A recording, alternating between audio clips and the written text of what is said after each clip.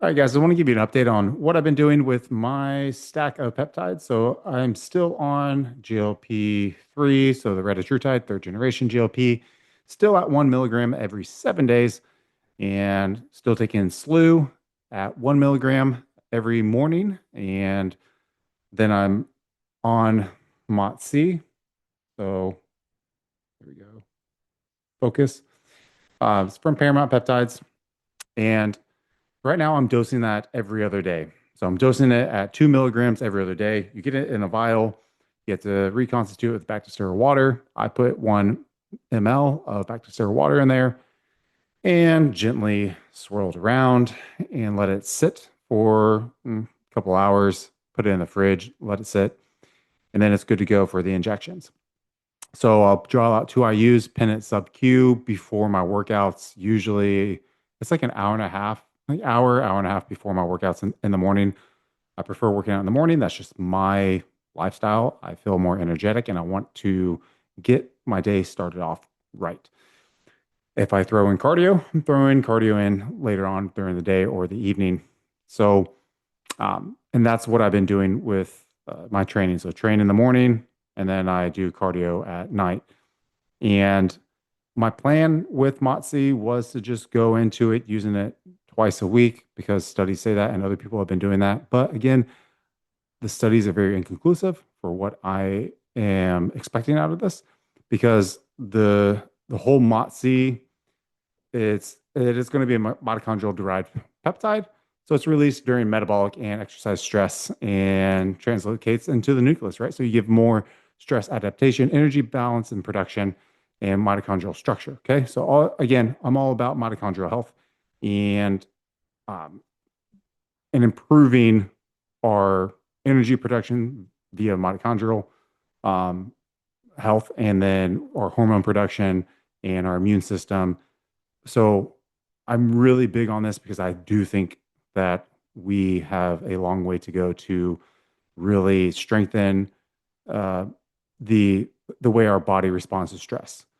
And because there's so many different environmental factors and that we have, like, I mean, even this in front of me, right? Like the cameras, the phones, the internet, the foods, the pesticides outside, the stressful lives that we live, the less sunlight that we get, the quality of our food.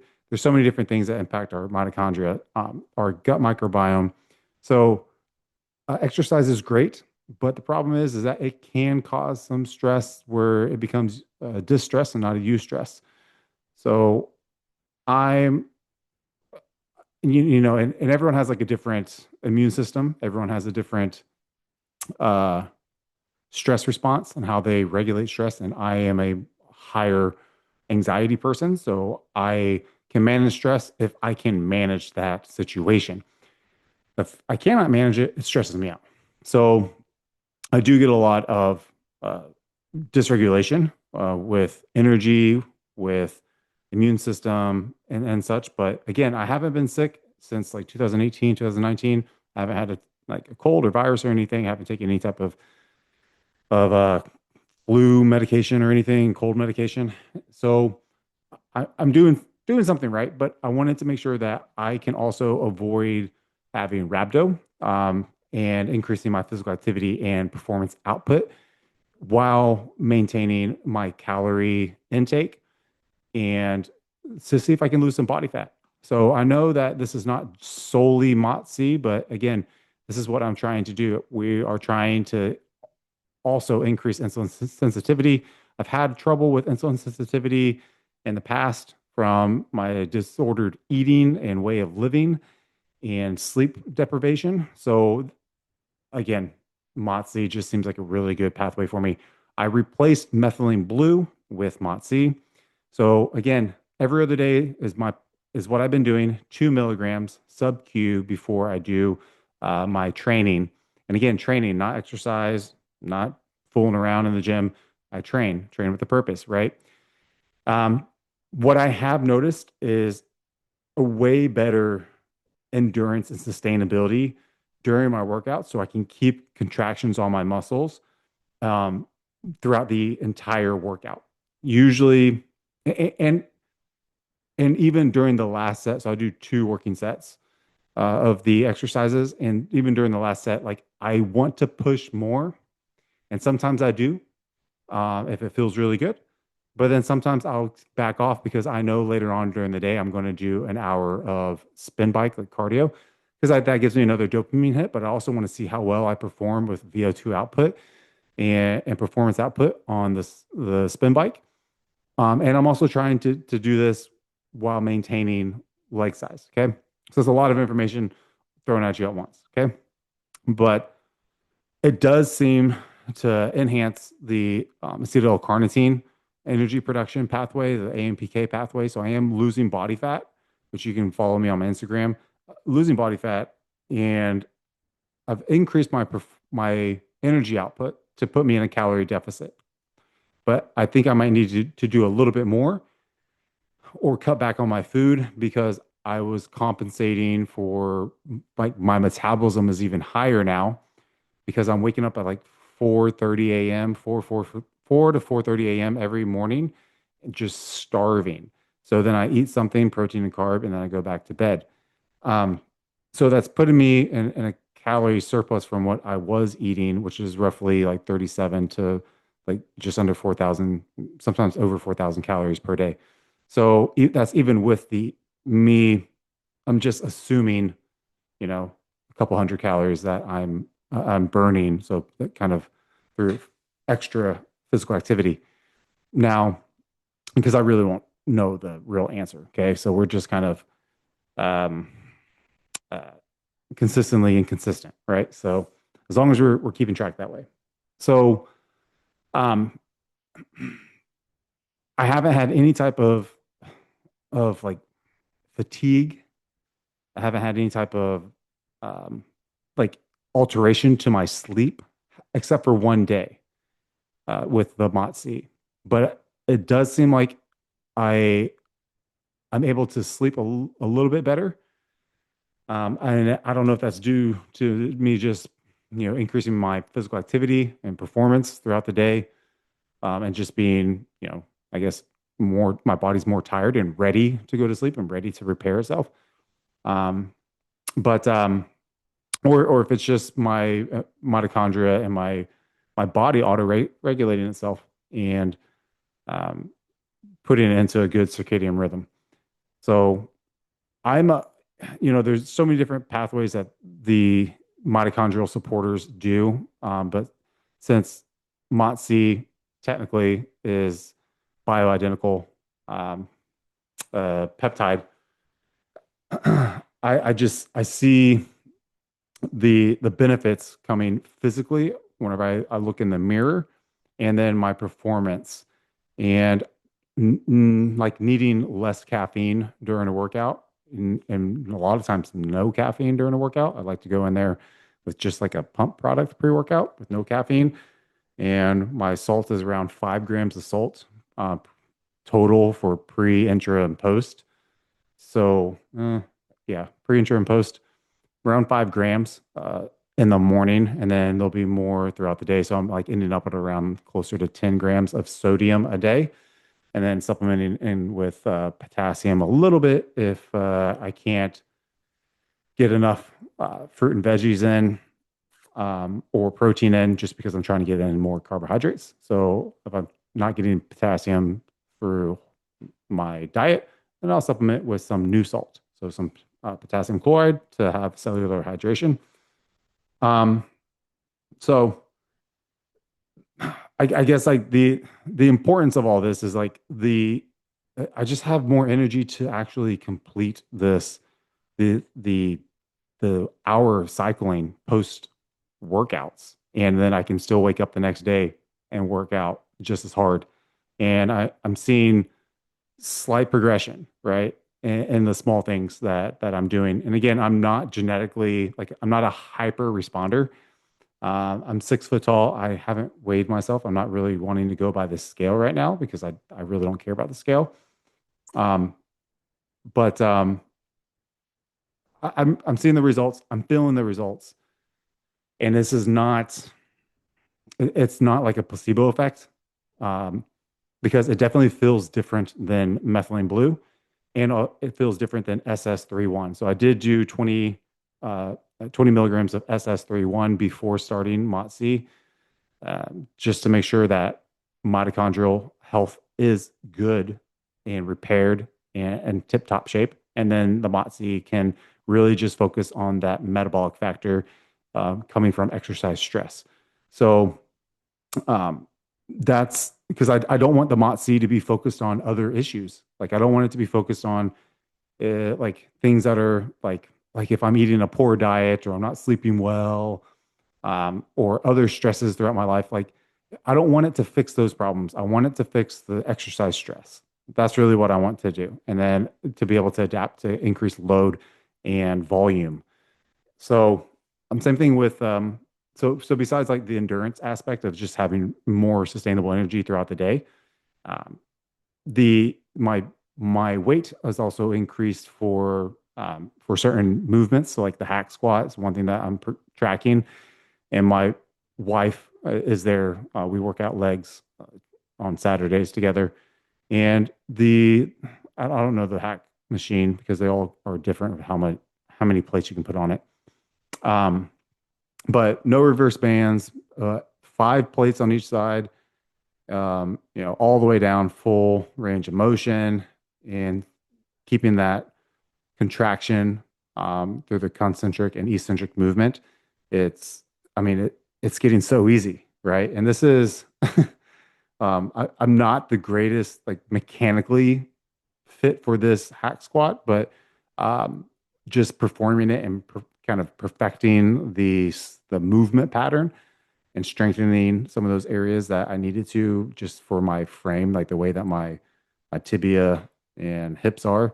Um, I've definitely progressed in that one lift, so that we are tracking. Um, so MOTS-c, can't say anything negative about it so far, except for the one time that I pinned it post workout because I was like, oh, like maybe if it like senses some sort of metabolic damage or stress, it might work more effectively on repairing that and implementing that with some more carbohydrates and sodium for that recovery. And the problem is, it kind of gave me like a boost of energy midday, and it didn't wear off till like pretty late in the evening. Like I go to bed at around 9 p.m. to 9:30. Like I'm in bed because my wife puts the kids to bed. They like her putting them to bed. She reads stories better than me. So when they go to bed, I go to bed, right? Just set an example. But this had me kind of like wired for like till like midnight. So very, very odd for me. And again, like whenever I'm up that late, um, I might as well take advantage of it and eat some food. So then that's what I did. But I noticed that if I kept pinning the MOTS-c in the morning at 2 milligrams, then every other day, then I'm totally fine by the evening. I don't. The half life isn't supposed to be that long either. So the energy that it's giving you from the mitochondrial perspective, I think is amazing, right? Um, Other than that, I am getting more vascular than before starting it, MOTS-c. So I do have increased vascularity, especially along my adductors. So you do see that bigger vein popping out more pronouncedly, even just whenever I'm resting and chilling at the house, and some more gnarly veins like around my chest and up and down my abdomen. The photos and Instagram really don't like show it because I don't have a specific lens or lighting. I just use a mirror and I use my phone, and it's it is what it is. It's the true me. Like I do not try to find the best lighting. So whatever you see on there, I'm taking 1 or 2 photos, and that's it. Then I go on. I'm not taking 100 photos and then putting them through Photoshop and trying to find the best lighting and contrast. So it, um, I want to give you guys a true update of really what I'm seeing. And right now, MOTS-c dollar per dollar, I think it's here to stay for me for a little while, and then I'll come off of it. But I want to keep this going as I try to lean down a little bit and then take advantage of the recomp to be able to eat up some food when my body is starving and ready to grow. So I might lose a little bit of muscle along the way. But again, man, I'm a hypo responder. Like I do not respond well. I do not put on muscle well. I don't have the craziest muscle insertions. I have a few good body parts, but my arms are so small. Maybe I could pop the the MOTS-c sub-Q around my arms and see if you can get a localized effect. But it's not localized, so you can just pin it anywhere, pin it on your butt, belly, really wherever you have body fat on you, and you're good to go. There's a bit of a pip to it, a bit of a sting. I don't really mind it. I've done it in my stomach and it hurt, and then I did it in my stomach again, and I don't mind it. It doesn't feel bad. I've had a lot worse injections. If you know anything about like very viscous injections like Dupixent, like those freaking suck. And I was on that, and my body had a hyper response to me coming off of it, and it was not good. But those things were super thick. So this is not bad. So that's that's what's going on with MOTS-c for me. And again, I use the Paramount Peptides. I know there's other companies out there that sell them. I will buy some other ones just to see how they compare some other companies. If I talk about the other companies, then they're good. If I don't talk about it, then they're not good. So I'm not going to talk about them. I don't want to like talk bad about other companies or other people. So yeah, it is what it is. And then the next thing that we're going to be going to play around with is the GHK-Cu, so the injectable copper. That one, it's not for me, it's for someone else. And we're going to try it out to see how well it does to combat with hormonal acne, especially along the face. So not the back or the chest or the arms. Like we all kind of know why you guys get that, but we want to check it out along the face and someone who's been dealing with it for all their life. So as far as like the dosing goes, I mean, we're going to get it from Paramount Peptides. So it comes in 100 milligrams per vial. Um, I'm I'm unsure of what to go with. We're probably going to start off on a low dose, so like maybe 2 milligrams, um, like two IU's per per day, and then just do sub Q, kind of same idea. But if it works really well, and I might try it out myself just to see if it helps with like wound healing as well, kind of collagen synthesis, and because I still have like this issue where I had my urology surgery, so I want to see if they can hurry up and heal that 100%. Because right now I got an incision where I do not like, I don't like how it looks. So we'll see how that goes, but that'll be the next thing that we'll be doing. Um, yeah, so we'll see, but yeah, the copper. I mean, for the price, I mean, we could probably go higher. We'll probably go like 10 IU's or something. I don't know, like 10 milligrams. We'll see. But that's all I have for today. If you have any questions about the MOTS-c, anything else about it, I don't pin it in the muscle, like intramuscularly. I'm a big believer that peptides should be pinned sub Q. I still think that there is a difference in the pH within your muscle, especially like post workout or post stress. It does change with the lactic acid, and then the pH within your skin with the different layers of your dermis. So yeah, I just think that it keeps it from degrading quickly or breaking chains off of the peptides and mutating it. And yeah, I want to get everything that I pin. I want to take advantage of it. So like, share, comment, subscribe, and I'll see you.